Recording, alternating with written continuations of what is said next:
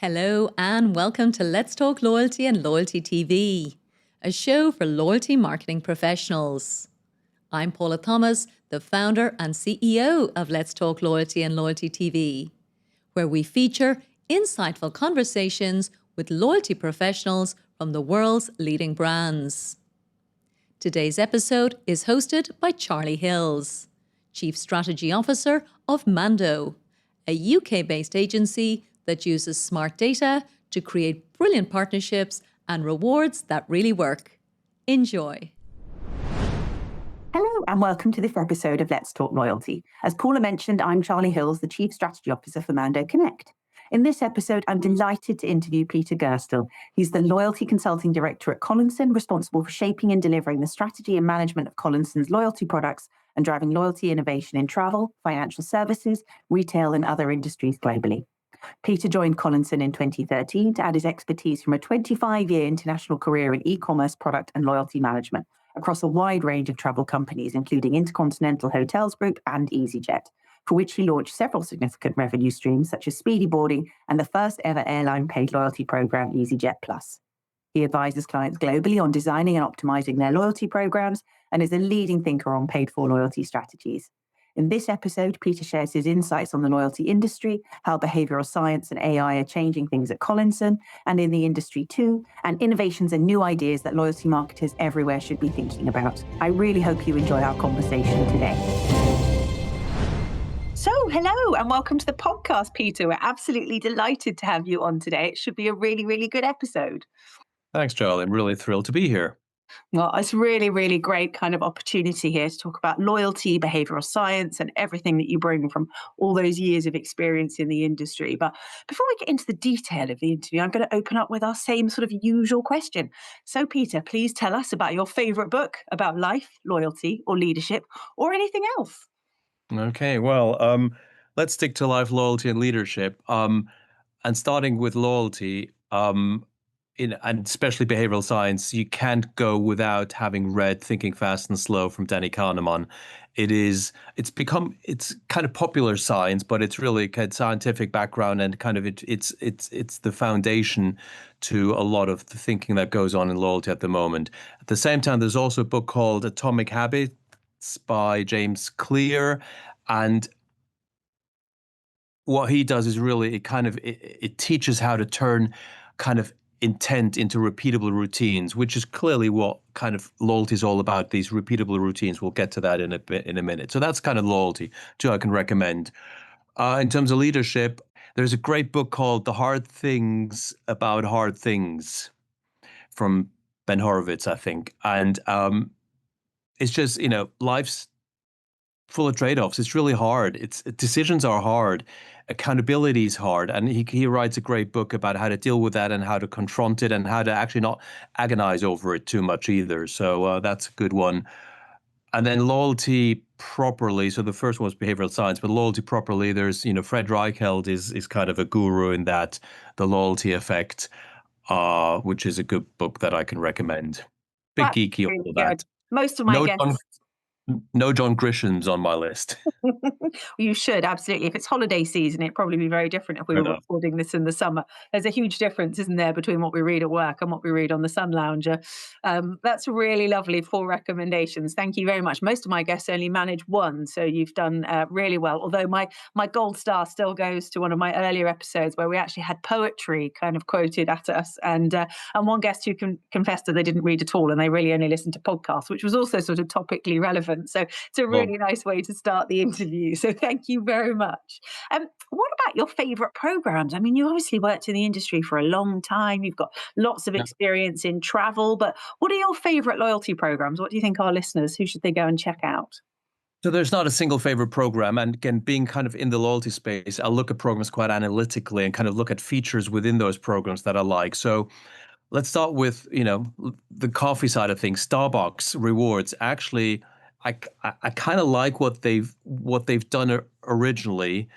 It's all about habit, it's about salience, it's about progress and all that. They've done a really good job in that. However, I have to caveat that the recent changes of reintroducing tiers and the way they've done it and changed the economics makes this a bit of a dog's breakfast. So in principle, Starbucks what they've done right now, thumbs down.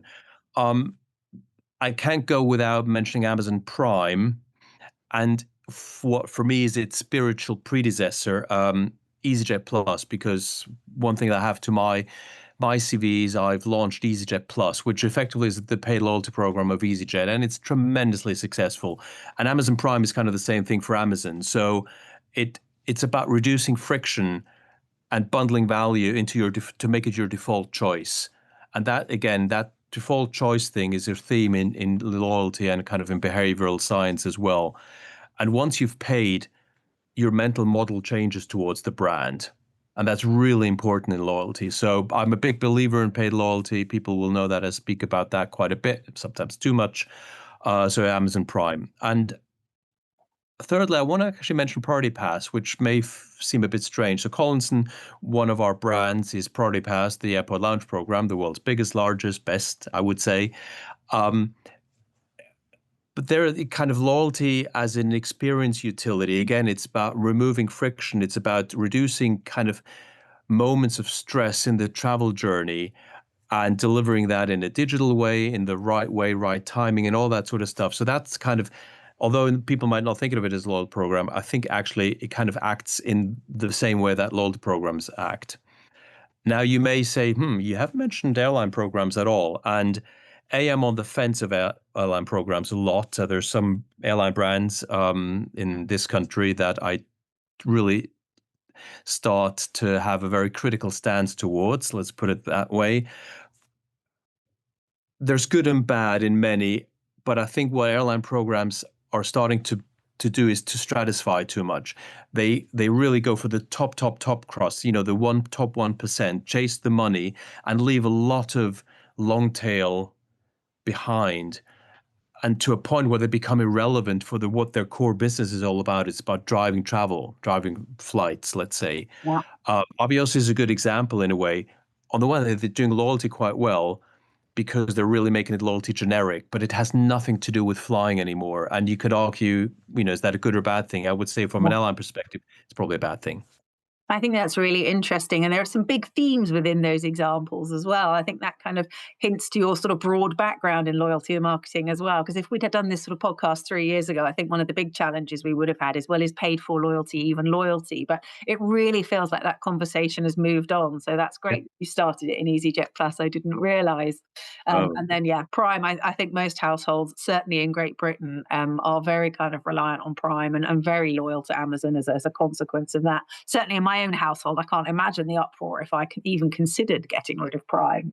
So now we've talked about everybody else's programs and what's good in the industry. It'd be great to learn a little bit more about your background, actually, and what you've enjoyed about working in loyalty marketing across a sort of fairly broad and very interesting kind of career path. So at core, I'm a loyalty strategy and program design person at first. So commercial outcomes, but through human behavior. That's kind of how I think about my job today. I have a deep background in travel. So really kind of everything that I know and execute in loyalty is steeped or informed by how travel has defined loyalty. And I think to most industries outside of travel, they still look at travel as the granddaddy of loyalty. This is where it all started to happen. This is kind of, where the big money lies and how they do it and all that sort of stuff. So, and a lot of the mechanics within travel loyalty are applicable to other sectors. And in my job, I kind of use that, in retail, in FMCG, in FS, etc. A lot of that actually still harks back to travel. I love the discipline because it's kind of that unique thing of, and you'll know this, of course, of coming together of psychology, economics, product design, operations as well. Let's not forget about execution. You can have the best design in the world. I can do the best mechanical blueprint, but then if the operations fail, it doesn't work.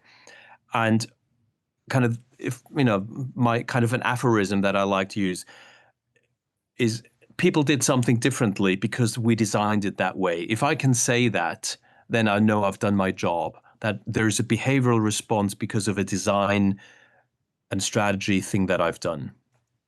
Nice. I think I really enjoy that part of loyalty as well. And then the emotional impact as well. I really like it. You know, we talked about me, I can't live without Amazon Prime in my house. And that really is a blend of behavioral need, but also emotional need, I think, and connection to it. And certainly ease and fun and lots of things as well as value play a role. So yeah, that's a really, really nice answer.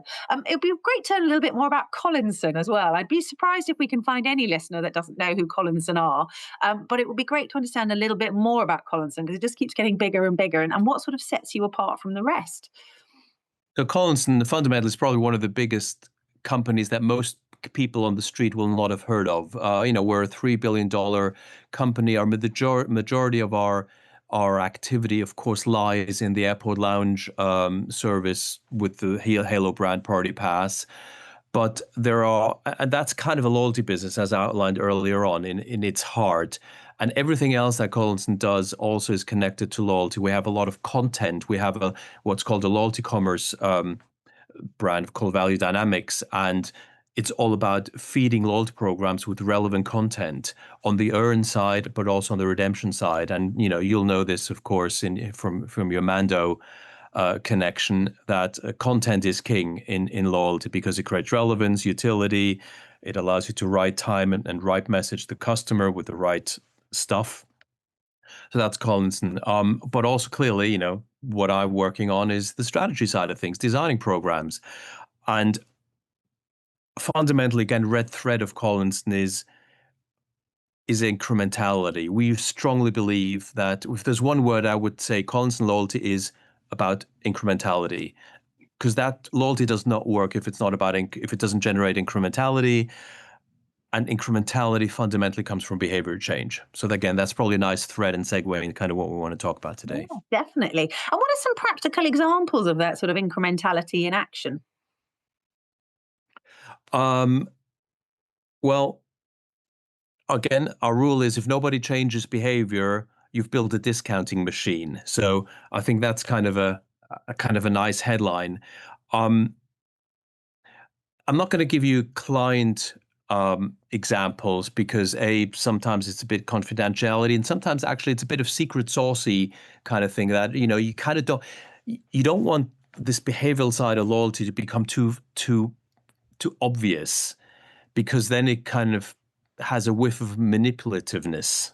Mhm. And so I'm not going to give you that, but I'm going to tell you about the approach, how we actually go about thinking about a loyalty and behavioral side. So we do always start with the behavior itself. It's, what is the customer? How does the customer behave? What's their frequency? What's their basket growth? What's the channel shift that needs to be achieved? What is cross-category adoption? All these things are important. You just look at kind of what's out there, but then you say, well, what can be improved and what do you want to have improve? And also, if things aren't kind of going in the right way, why? So the why is really important. Where is there friction in the journey? Where is there low confidence in the exchange between the customer and the brand? Where is there low, that famous word, salience, kind of relevance, if you want, or kind of meaningful relevance? Where is motivation not really in the right place? Where's the timing poor? Or where's the perceived value value exchange not really kind of adequate? And once you got the behaviorals, you got the why, and then from those two things, you kind of design an incentive matrix effectively. And this is all around what I call habit architecture.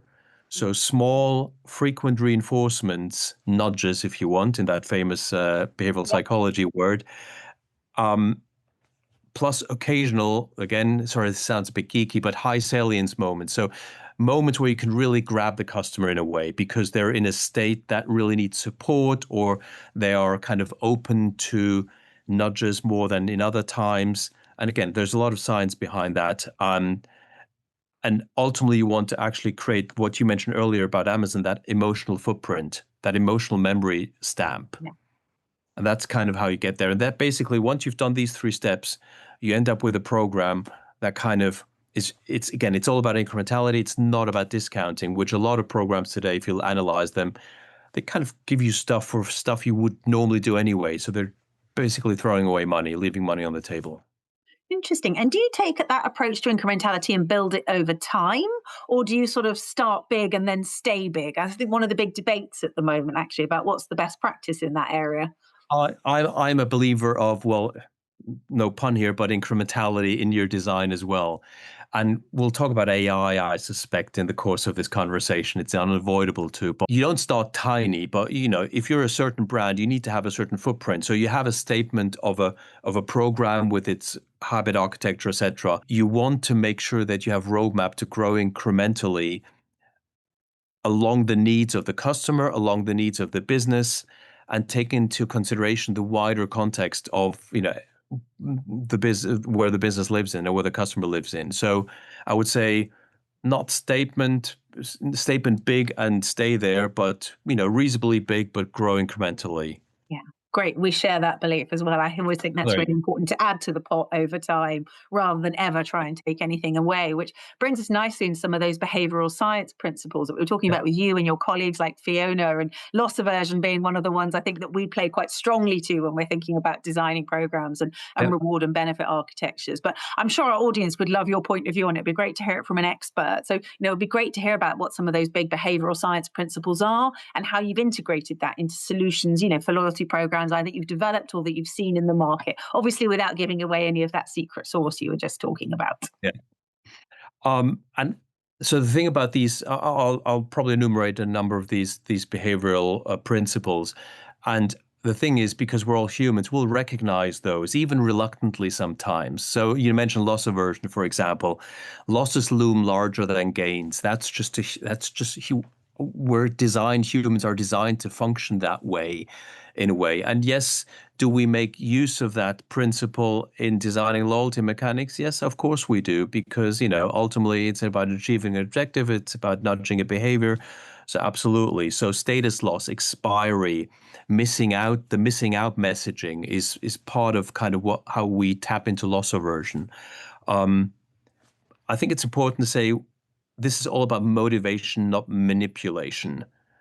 Very, very important, because I know loyalty often gets accused of trying to be manipulative, and that's not what this is about. It's about using human response mechanisms to motivate the customer to do something, but also to reward.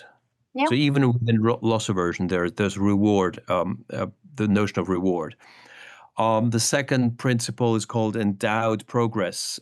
So once you've invested in something, once there's a head start, once you've been given a head start, you're kind of more likely to stick with it because you've already invested.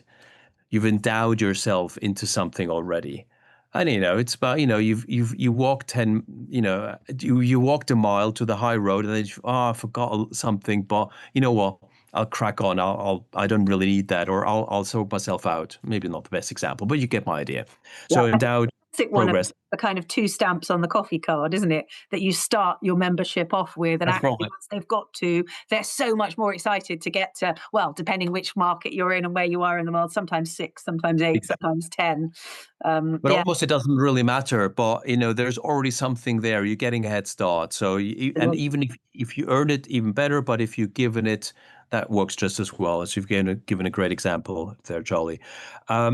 Now salience, again, that word again, to make the value obvious at the moment of choice.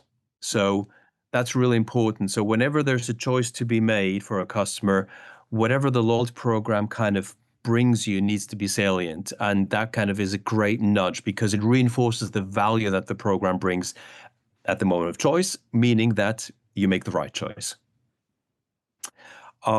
I mentioned friction removal quite a bit. Now that's not necessarily a behavioral psychology thing, but it's a thing about loyalty, what loyalty can do to a brand. Because the customer, the customer journey a bit better, their likes and dislikes, their friction points, and they're unique sometimes to people. So yes, they're generic friction points, but they can be quite unique ones. Friction removal is kind of make the right thing easy and almost kind of, therefore, kind of get them to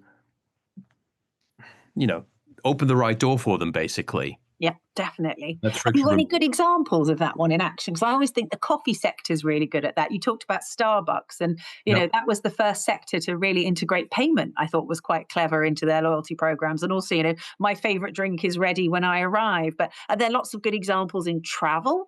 I'm trying to think of other ones.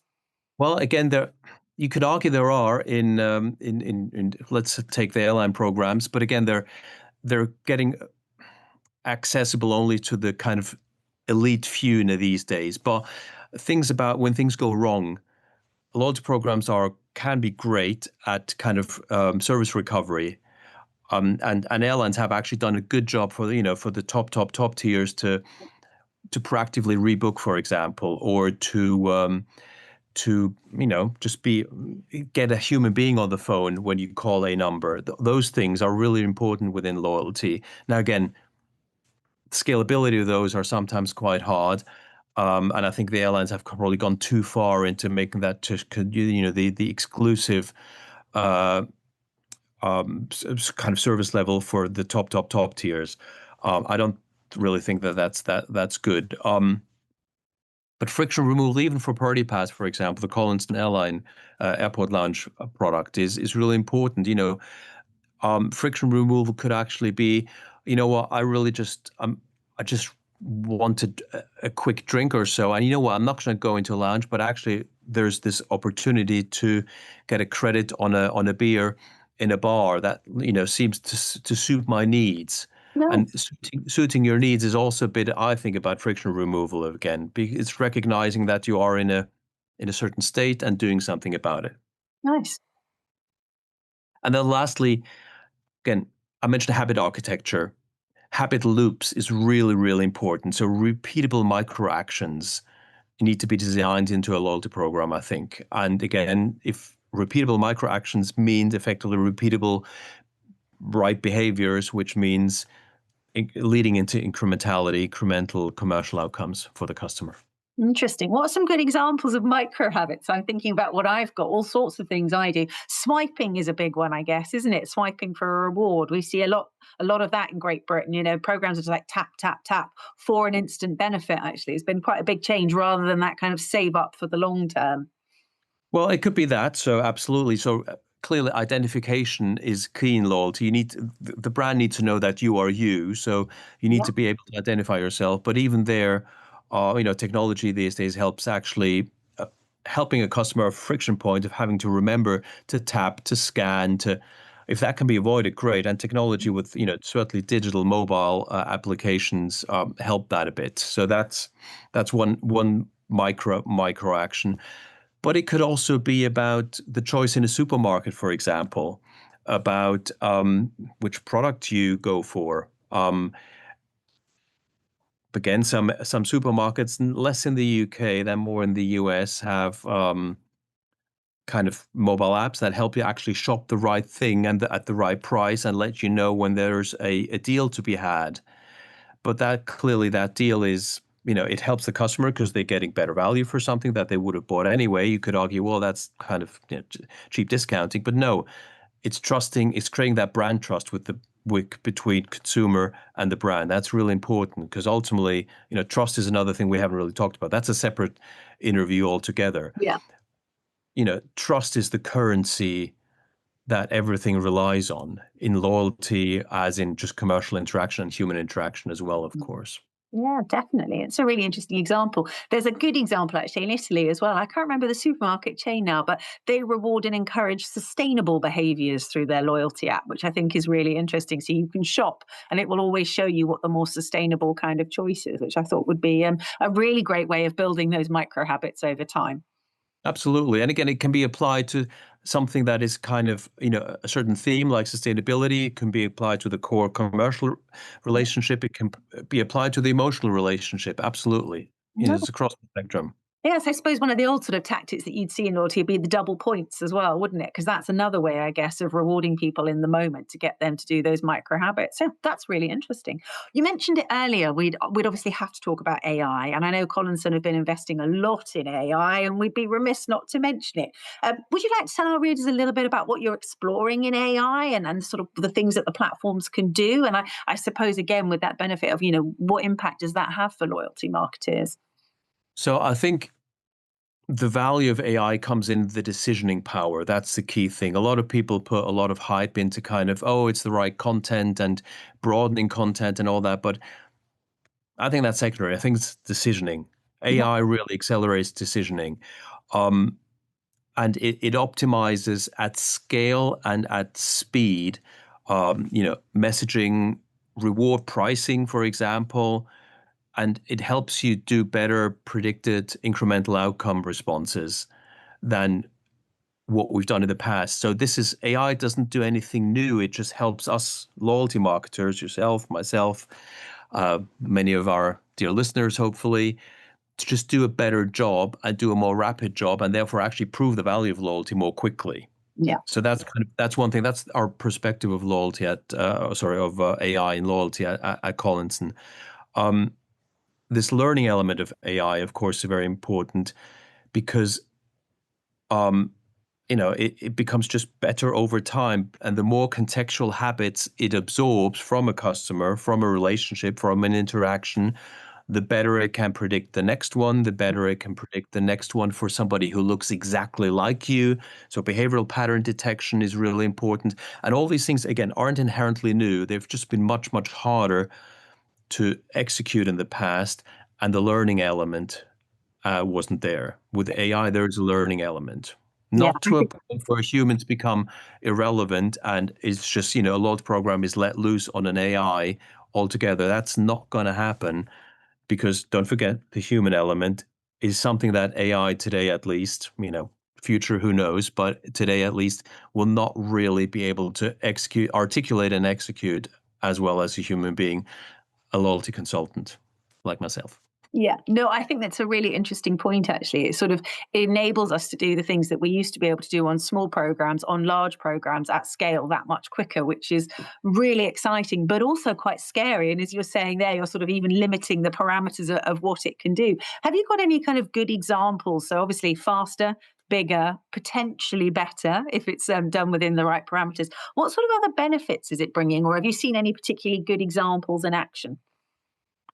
Um, Well, so first of all, the AI requires the right platform. So it's no secret that Collinson has a very strong partnership with Salesforce, and basically we'll look at technology, and it's got to be the right technology to really drive these programs and make sure that AI is almost like natively embedded in its architecture. So it's called basically it's an agentic layer, as I think Salesforce call it. It's called, well, it's not just Salesforce call it that, but that's really one thing that's really important. And in practice, we can think of all the things that we want AI to do, but again, execution. You need a platform that really does it well, that does it natively because of speed, because of data ingestion and all that. And Salesforce is great at that. So that's kind of one thing in our job that we look at whichever platform we end up using or consult the customer to use. They choose the right platform that has that capability. One example of a client where we used AI is actually less about the positive side or the commercially positive side, but it's cost containment. Basically, be more efficient, less waste in your program.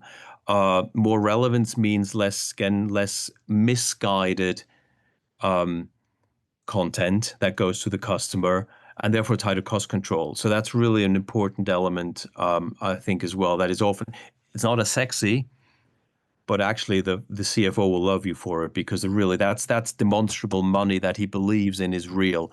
Yep. Incremental future revenue and profit is always a bit more obscure. The CFO will grill you, 3 or 4 times as hard as for some, quite evidence-based cost control. Yeah. No, I think I think it's always important. That's one of my favorite things in loyalty as well. It's the art and the science and them coming together, and then that power of foresight and what's coming, but also hindsight, what's happened. And I completely agree. A CFO loves cost control. And as a strategist myself, I love cost control on the condition that you can reinvest what you've saved into more exciting Well, and that's a interesting whole different innovations. conversation, of course, but yeah. Well, on that, I mean, one of the areas that we talked about in our pre-interview prep was about nano segmentation, Yeah. and that's a big area for Collinson, I understand, and it would be great again to share because I'm such a nerd. I'm kind of very familiar with it, but I wonder if our listeners would be interested as well. What is it? How does it work? And what are you doing with it? And what benefits could it bring? Well, simplistically, loyalty and segmentation go hand in hand. And it started out basically with broad cohorts, basically that word, cohort, it's a military term. It's like an army of something or of infantry or whatever. So it starts from cohorts, but it's really going to kind of, you know, the program of one, and it's been used a lot, and it's overused, of course. But really, kind of AI capability and just advanced data capability really allow us to move from those broad codes to individual level decisioning. One member, one next best action. That for you, Charlie, will be slightly different than for me, Peter, and yet again different for listener A, B, or C. Yeah. Does that really mean that you don't really have a loyalty program as such that you can advertise? No, it doesn't, of course. You still have your overarching value proposition, you have your brand elements in there, but how you speak to them, how you speak to the member, the customer, how you nudge them will be highly, highly personalized and is only deliverable now with the computing power that AI brings. So you're really moving into for want of a better word, a nano segmentation. A good example of that is we worked on a brand called Avolta. It's a big airport travel retailer. Does a lot of kind of the duty free, the Toblerones and the whiskeys, etc., but also the F&B. So they've got a huge portfolio of stuff that you can spend your money on and kind of while your time away at the airport. And there we've really looked, broad content, and using that super broad content rich fabric into the loyalty program is great, but it's only great if you can really say, well, Charlie loves coffee, but she doesn't love coffee at 11 at night. Yeah. So it's mixing that kind of relevance, you love coffee, with the utility of the right timing. And we've kind of come up with a matrix of effectively, you can call it nano segmentation, that getting the right kind of element of reward or incentive to the right customer at the right time in the right way as well. So omni-channel kind of philosophy plays into that as well. Oh, fantastic. And if anyone wants to read up on that loyalty program, actually, we featured it in our Mando white paper, our European Understanding Loyalty in Europe paper, because it was such an interesting program to think about that travel moment through the airport in duty free, and then how you actually create kind of moments that really cut through in that. So, yeah, a really great case study and a really interesting program. I didn't realize you were doing nano segmentation with them. I can imagine that's actually particularly appropriate for that kind of moment in that program. It is, and actually, Avolta is a good example of that journey that we spoke about earlier. So you start with a big bang. Quite, if you're in the industry, they're putting a lot of money into advertising, and they've got a kind of a big bang launch of their program. But actually, a lot of what I said will not have seen the light of day yet because it's incrementally growing to a place where you can actually deliver this. Yeah. So this kind of I'm giving you the vision of what this is, not necessarily what it is in real life today. But I think that's what we're all dealing with it with AI, isn't it? It's that what can it do? What should it do? And then you have to test and make sure that it can do it. And I think we're certainly finding that, we test, and then suddenly the capability takes a huge leap forward. And then actually you're sort of, your test then has to change because your test parameters, it can do so much more. I'm really, really excited about it. And I think these new innovations are really exciting to work with. And change is a constant, whether we're doing a test or developing a new program or optimizing an existing program, or in the case of the airlines, as you say, focusing on a very small number of people at the top rather than their broad audience. But in all your years, what are some of the sort of most important lessons you think you've learned? Because change is a constant, and some of us find that very exciting, and some of us find it terrifying. But what lessons would you like to share? Gosh, I don't want to admit too many lessons because that just gives away how old I am. But I think one headline is maybe a loyalty program is not a campaign, and I think a lot of operators of kind of mediocre programs look at it in a very campaign promotional sequence Yeah. and cadence, and that's just wrong. A loyalty program it's first and foremost a strategy, and it's not a program. It's a loyalty strategy first and foremost that executes into maybe a program, maybe into a comms angle, maybe into some more branded service led. It needn't be a program, but that's kind of it's one thing. It's again, don't think of it as a campaign because if you do, it's just marketing basically Yeah. to a kind of a ring-fenced audience, but it's still just marketing. So that's probably one thing. And secondly, and this is, well, it's a lot has been written about loyalty isn't about points and prizes. And I subscribe to that. Points isn't a strategy. So your currency in and by itself isn't a strategy. Yeah. The behavior change is the strategy. Whether you need points in order to get there depends. Some brands do, other brands don't. Some brands want to desperately because everybody else in their industry does so. So it might make sense. Others say, you know what, we want to deliberately go different. Yeah. That's all fine. But the behavior change, the outcome, the incrementality derived from behavior change is what loyalty is all about. And that's the strategy. And that's kind of how I approach my work. Yeah, that's a very different way of thinking. I think lots of people go in thinking about the mechanic first, as you say. I think points in itself was a strategy for a while, and then discounting was a strategy. And now, actually, I think people are thinking more about that holistic impact on behaviour. So I'm in complete. And it still is for so many. And that's why, loyalty still gets a bad rap with CFOs. I keep repeating, poor CFOs. I'm not singling you out, guys, but you're doing a job and you're doing an important job. And the challenge that CFOs bring is really important because it forces loyalty people to think in different terms. Again, think away from discounting, think away from currency alone, because there's so many kind of financial red flags in that alone if you just kind of isolate them. And no wonder they're having a hard time convincing them, to get more money for their efforts. Yeah, I think that's a really kind of key piece. And we talked a lot about, innovations and new ideas as we've gone through this. We've talked about AI, we've talked about behavioral science, which again, 3 years ago, we wouldn't really have been covering in this kind of topic. Is there anything else you've seen that you're particularly proud of or that stood out to you in the market recently that you think people should be checking out? So that notion of ecosystem thinking Yeah. is really has grown, and I think technology has helped, but also that understanding that a loyalty program, you as a brand are only ever relevant for a certain amount of time in a customer's life because your core product only speaks to a certain thing. That could be a travel, that could be shopping, that could whatever. You need to realize that in order to stay relevant, you need to think ecosystem. You need to have a partnership network. Without that, it doesn't work. Now, partnerships doesn't just mean, pile them high and advertise them broadly. That's pointless. No pun intended. Um, it's got to be done in a smart way. So ecosystem thinking, both on the earning side. So we know how do you reward, how do you get people into your program, how do you make it attractive in different walks of life is important, but also on the redemption side or the reward side, how do you make sure that not everything goes back into your core product because that might not be kind of appropriate all the time. That ecosystem thinking is really coming to town now. Again, AI helps with that right